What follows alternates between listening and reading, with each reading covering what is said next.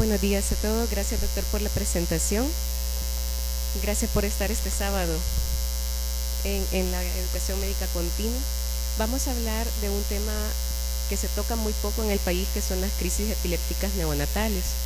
Realmente constituyen un reto diagnóstico para el médico porque son de difícil identificación y también de difícil tratamiento.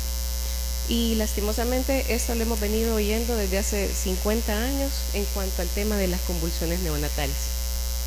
La Liga Internacional de la Epilepsia sugiere utilizar la misma clasificación que se utiliza para la epilepsia en general y que se adapte a las crisis neonatales, pero como vamos a ver más adelante, las crisis tienen una variabilidad muy amplia, ¿verdad? Manifestada por fenómenos autonómicos, por fenómenos vasomotores que difieren de las crisis del niño mayor y del adulto.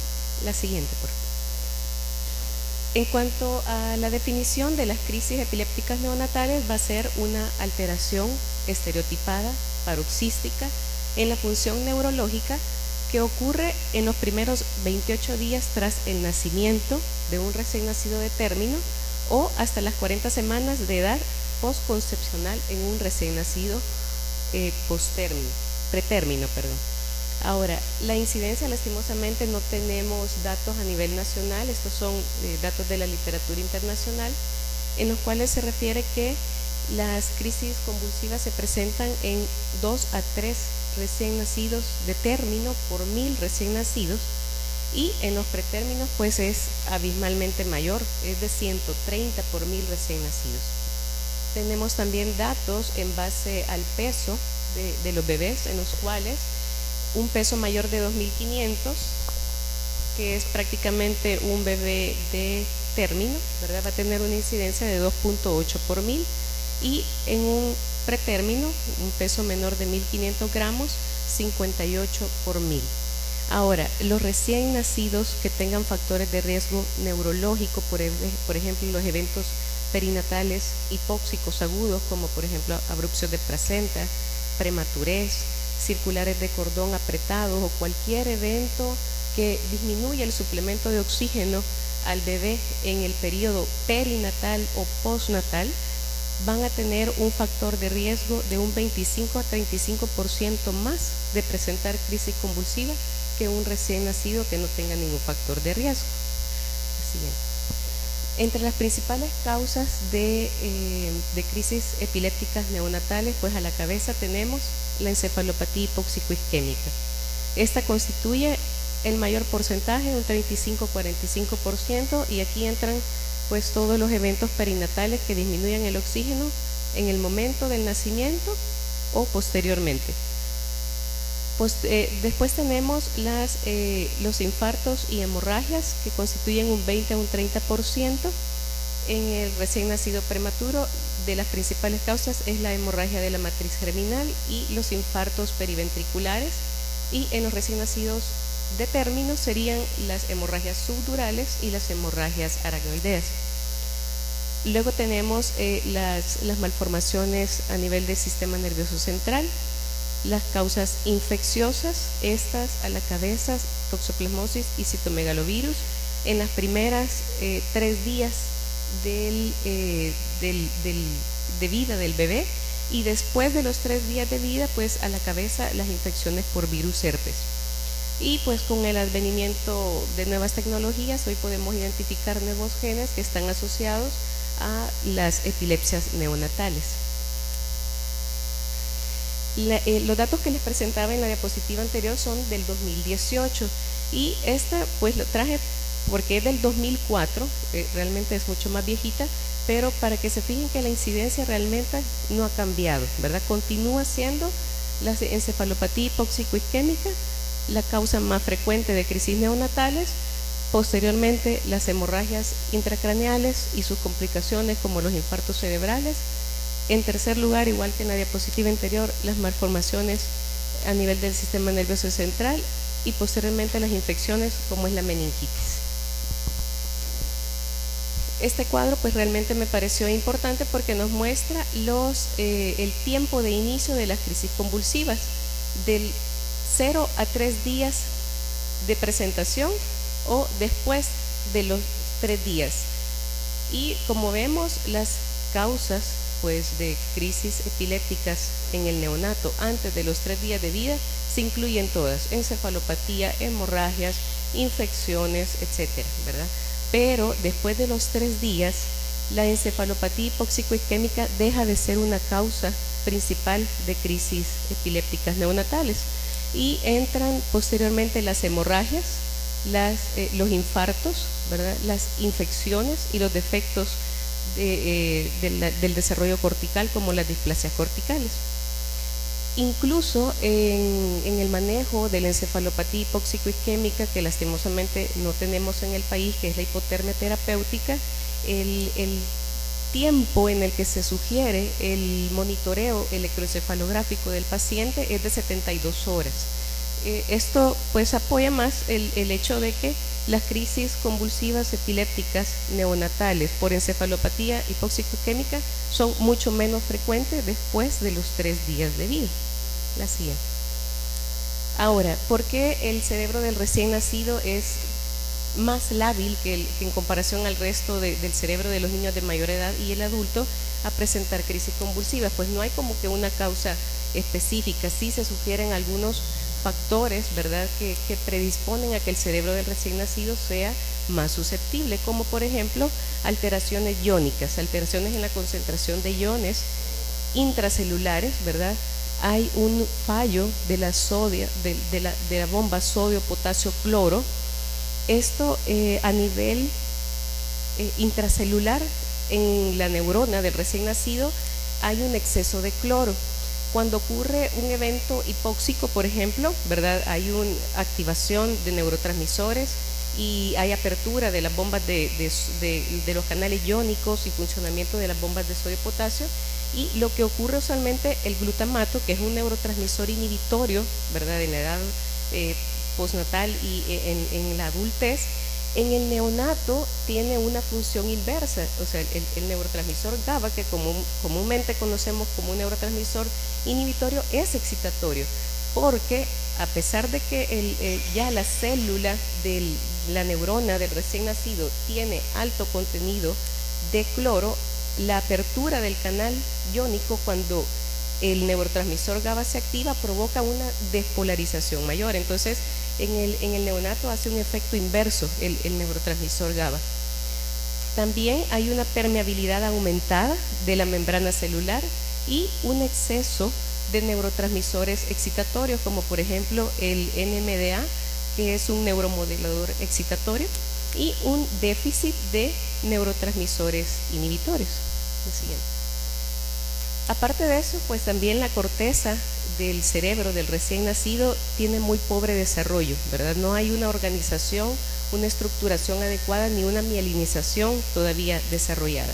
Aquí vemos, por ejemplo, el desarrollo cortical en el recién nacido al mes, a los 3 meses, a los 6 meses, a los 15 meses y a los 24 meses. Y si ustedes comparan a los 24 meses con el recién nacido, pues el desarrollo de las conexiones es muy débil.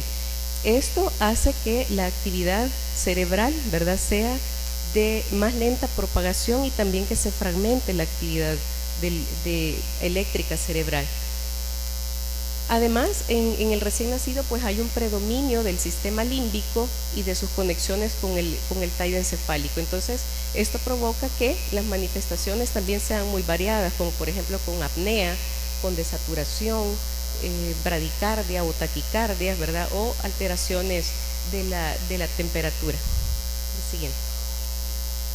Ahora, la Liga Internacional de la Epilepsia, como les mencionaba al principio, sugiere, ¿verdad?, que las crisis neonatales las clasifiquemos de acuerdo a la última clasificación, que ha sido del 2017. Más sin embargo, desde el punto de vista clínico es muy difícil querer clasificar una crisis neonatal dentro de esa clasificación. Entonces, en el 2018, un grupo de expertos liderado por la doctora Ronnie Pressler, que es una neuróloga especialista en neurología neonatal, sugirió a la Liga Internacional de la Epilepsia una nueva clasificación, ¿verdad?, en la cual ellos hacen énfasis de la necesidad de un monitoreo electroencefalográfico, ¿verdad?, ya sea el electro de amplitud integrada o un videoelectroencefalograma para poder diagnosticar correctamente las crisis convulsivas.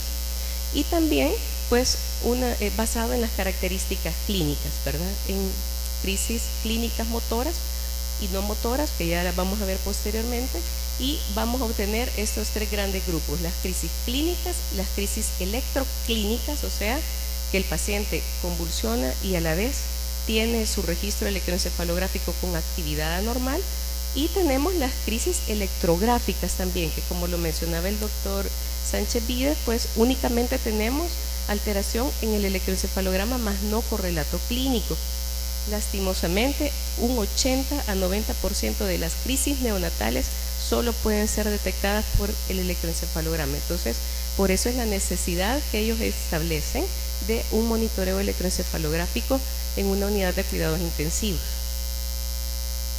Ahora, este es el flujograma que ellos sugieren, ¿verdad? Esto todavía no es aprobado, pero es una propuesta que se ha hecho en el 2018, en el que el eje, ¿verdad?, es el videoelectro y el electro de amplitud integrada. Posteriormente vamos a tener las crisis clínicas, como les mencionaba, las crisis eléctricas únicamente si no hay correlato clínico, o las crisis electroclínicas, ¿verdad?, en las cuales vamos a tener las motoras y las no motoras. Entre las motoras, los automatismos, las clonías, los espasmos epilépticos, las mioclonías, las crisis secuenciales y las crisis tónicas. Y en las no motoras vamos a tener las autonómicas y las de detención del comportamiento y las no clasificadas. La siguiente. Ahora, entre las crisis clínicas que ellos proponen, ¿verdad?, tenemos los automatismos, que van a ser pues un tipo de actividad motora coordinada que ocurre con alteración del estado de alerta y que generalmente recuerda movimientos voluntarios, ¿verdad?, ya conocidos, como por ejemplo en la consideración especial en el área neonatal es los automatismos orales, ¿verdad? Los bebés hacen como que están succionando, ¿verdad? Movimientos con su boquita, con su lengua, que hay protrusión de la lengua. Luego tenemos las crisis clónicas, que estas son pues las más comúnmente reconocidas por el médico, en la cual va a ser una sacudida súbita, puede ser simétrica o asimétrica, repetitiva, ¿verdad?, de forma regular, rítmica. Tenemos también los espasmos epilépticos, que van a ser de tipo flexores, extensores, o también pueden ser mixtos, que esto va a ser muy difícil diferenciarlo si realmente no tenemos un correlato electroencefalográfico con un canal electromiográfico. Y las mioclonías, que van a ser pues contracciones musculares súbitas, muy cortas, ¿verdad? Pueden ser de un grupo muscular o pueden ser también multifocales, como ya lo vamos a ver posteriormente. Igualmente muy difícil de diferenciar de un mioclono no epiléptico. La siguiente. Tenemos las crisis secuenciales, ¿verdad?, que este término pues ya se introdujo en la clasificación operacional del 2017 y en el cual lo que lo va a describir va a ser una secuencia de signos y síntomas. Vamos a ver unos ejemplos posteriormente. Por ejemplo, una crisis secuencial puede ser una que tiene un inicio de automatismo, posteriormente una crisis clónica, y así se puede catalogar como una crisis secuencial. Luego tenemos las crisis tónicas, ¿verdad?, que estas van a ser pues una contracción mantenida del músculo, puede durar desde segundos hasta minutos y usualmente van a ser focales, uni o bilaterales, asimétricas, y generalmente las posturas tónicas generalizadas van a ser de origen no epiléptico. Luego tenemos las crisis autonómicas, en las cuales pues va a haber manifestaciones autonómicas, ya sea de cardiovasculares, bradicardia, taquicardia, apnea, fenómenos vasomotores, y en el neonato principalmente es la apnea. Luego tenemos las de la detención del comportamiento, que mencionan también que la apnea puede ser un tipo de esta crisis. La siguiente. Ahora, las crisis motoras las vamos a clasificar en automatismos, clónicas, espasmos epilépticos, mioclónicas y secuenciales y tónicas, ¿verdad?, que estas ya las habíamos mencionado anteriormente. Esta clasificación que les presenté, recuerden, es una propuesta, ¿verdad?, para la liga. Todavía no podemos implementarla como tal. Ahora, la que usualmente conocemos, ¿verdad?, tiene más desde el año 72 de estarse usando, son la clasificación de Volpe y la clasificación de Mizrahi. La clasificación de Volpe las divide en sutiles, clónicas, mioclónicas y tónicas. Las sutiles van a ser aquellas que tengan características de movimientos oculares, movimientos orobucolinguales, autonómicas, ¿verdad? Que aquí, si queremos englobar las que veíamos anteriormente, pues tendríamos los automatismos, ¿verdad?, y las crisis autonómicas. La apnea, ¿verdad?, es otro ejemplo de crisis sutil. Las clónicas, como ya mencionábamos, que eran pues las sacudidas, las mioclónicas, que eran contracciones musculares, y las tónicas, que eran aumento del tono muscular. Ahora, Mizrahi, que también es una de las clasificaciones que podemos utilizar, lo principal es muy parecida.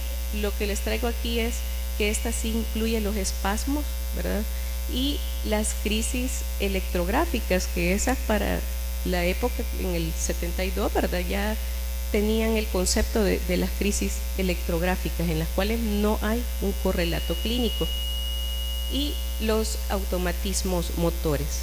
La siguiente.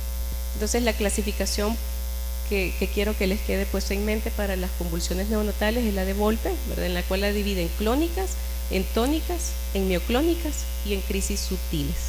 La siguiente. Vamos a ver unos ejemplos de unas convulsiones neonatales. Por ejemplo, vemos este movimiento repetitivo, clónico, ¿verdad?, de la manita, focal, pero que se acompaña a la vez de automatismos, ¿verdad?, que pues, es una crisis sutil, ¿verdad?, que hay protusión de la boquita, hay como movimiento de succión. La siguiente. Este otro pacientito, ¿verdad?, que vemos estas clonías rítmicas, regulares de los miembros inferiores.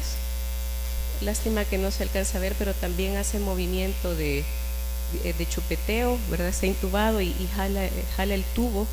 Y esta maniobra que se hace, ¿verdad?, en países muy desarrollados, pues ya tienen ellos su monitoreo electroencefalográfico y saben que eso muy probablemente es una crisis epiléptica neonatal, pero nosotros, como no tenemos realmente registro electroencefalográfico, tenemos que echar mano de esas maniobras, en la cual lo que se hace es detener el miembro, ¿verdad?, para ver si esto se detiene. Pues no es una crisis epiléptica como tal. La siguiente. La siguiente. Gracias. Este es un ejemplo de crisis mioclónicas. Quiero que se fijen primero en el movimiento que hace en su ojito, ¿verdad? Posteriormente lo hace en la comisura bucal, ¿verdad? Son bien localizados. Luego lo hace en su manita, luego pega un salto en la piernita. Realmente quien ve esto, pues puede parecerle que no es un movimiento, ¿verdad?, epiléptico en el bebé.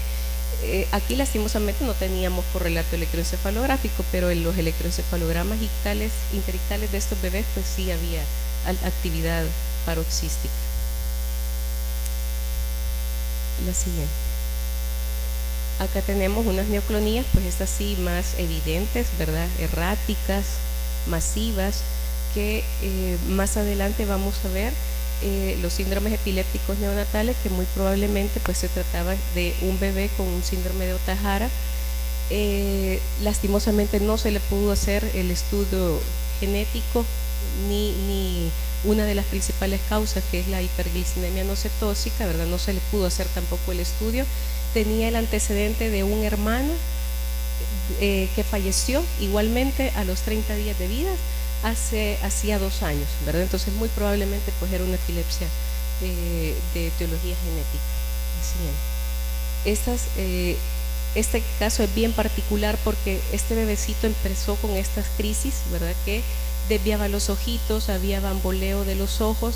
Las enfermeras decían: mire, este niño pone bien raro los ojos, ¿verdad? Entonces, el electroencefalograma sí había paroxismos, pero nunca había presentado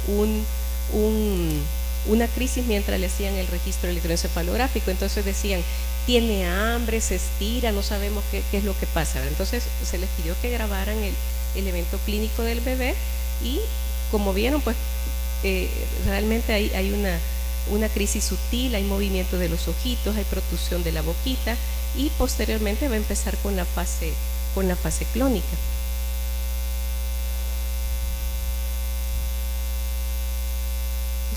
Gracias.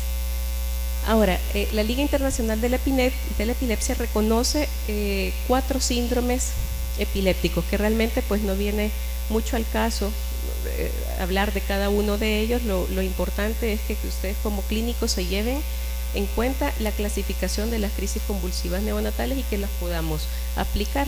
Los síndromes epilépticos que se refieren son convulsión neonatal idiopática benigna, convulsiones neonatales familiares benignas, encefalopatía epiléptica infantil temprana, que es el síndrome de Ohtahara, y la encefalopatía mioclónica temprana. Siguiente. Ahora, como les mencionaba, lastimosamente un gran porcentaje, de un 80 o un 90% de las crisis en el neonato van a ser crisis electrográficas, no las vamos a poder evidenciar de forma clínica, y un pequeño porcentaje van a ser las crisis clínicas que vamos a ver. La siguiente. Este estudio que les traigo, que es del 2008, es muy interesante. No es un estudio realmente muy grande porque en el área neonatal, pues por cuestiones de ética y eso, no hay muchos estudios que se han hecho, pero el objetivo era comparar entre las crisis electroclínicas que se registraban en una unidad de cuidados intensivos y las reportadas por los médicos como crisis convulsivas. Se incluyeron un total de 51 recién nacidos de término que tenían un riesgo neurológico y se grabaron desde las 6 horas hasta las 72 horas de vida, y se registraron un total de 526 crisis electrográficas, o sea, tenían el monitor puesto y había alteración anormal del electroencefalograma. Esas eran las crisis electrográficas. Un 34% tuvieron manifestaciones clínicas más correlato electroencefalográfico, o sea, menos del 50% de todas las crisis tenían manifestación clínica y correlato, o sea, había más de un 50% que no tenía correlato clínico. Solo un 9% fueron identificadas por médicos, o sea, 48 crisis electrográficas de 526 fueron identificadas por médicos. De los 177 episodios que reportaban los médicos como crisis, un 27% se correspondía con actividad eléctrica cerebral, o sea, había un gran porcentaje de crisis que también eran supradiagnosticadas, ¿verdad? Que las reportaban como crisis, como eventos clínicos, pero que no tenían correlato electroencefalográfico. Así. Entonces, esa es la importancia, pues, de que posteriormente, ¿verdad?, podamos tener en las unidades de cuidados intensivos neonatales video electroencefalogramas o electro de amplitud integrada en su defecto. Y esta es una gráfica en la que les muestro pues que la punta de este iceberg, ¿verdad?, es un 9% nada más de las crisis que logró identificar el personal médico y que tenía correlato clínico. Sí. Ahora, el tratamiento de las convulsiones neonatales lastimosamente viene desde 1912, que fue descubierto el fenobarbital, continúa siendo el mismo. El fenobarbital continúa siendo el antiepiléptico de primera elección para el neonato. Esto pues tiene varias consideraciones, ¿verdad? Unas sugieren de que cuando hay un episodio de acidosis metabólica, el fenobarbital tiene mayor entrada a la barrera hematoencefálica, y también pues tiene más fácil, es más barato, lo conseguimos más fácil y tiene mayor vía de administración. La Academia Americana de Pediatría, este es del 2011, todavía continúa sugiriendo el uso del fenobarbital y como opciones topiramato y levetiracetam. Todavía no hay un comunicado nuevo hasta la fecha. La siguiente. La Organización Mundial de la Salud, en sus guías de epilepsia neonatal, que son del 2011, sugiere lo mismo, ¿verdad? Y hasta la fecha no hay un comunicado nuevo en el cual es el fármaco de primera elección, de primera línea, fenobarbital, ¿verdad? Y de segunda línea podemos utilizar cualquiera de las otras opciones, benzodiazepina, fenitoína o lidocaína, ¿verdad? Esto por la Organización Mundial de la Salud. Siguiente. Este estudio que les traigo, que es del 2012, también con poca validez porque la muestra es muy pequeña también, pero hacían un estudio comparativo entre el uso del fenobarbital y la fenitoína, en el cual 8 recién nacidos que habían sido tratados sus crisis con fenitoína, 8 lograron control. De 55, 8 lograron control con fenitoína, en comparación al fenobarbital, en el cual 54 que fueron tratados, 39 fueron controlados con fenobarbital. En conclusión, pues el estudio decía que el fenobarbital es más efectivo que la fenitoína. La siguiente. Y esto que les traigo acá es el algoritmo, ¿verdad? De todos los flujogramas de tratamiento que he revisado para el manejo de las crisis neonatales. Creo que es el que me parece más acertado, que es el del consenso de la Sociedad Iberoamericana de Neonatología, ¿verdad? Este es del 2017, en el cual sugieren el uso igual del fenobarbital como primera línea, posteriormente levetiracetam y fenitoína, y en tercer lugar lidocaína, diazepam o midazolam como fármacos de tercera línea. Eso era lo que les traía.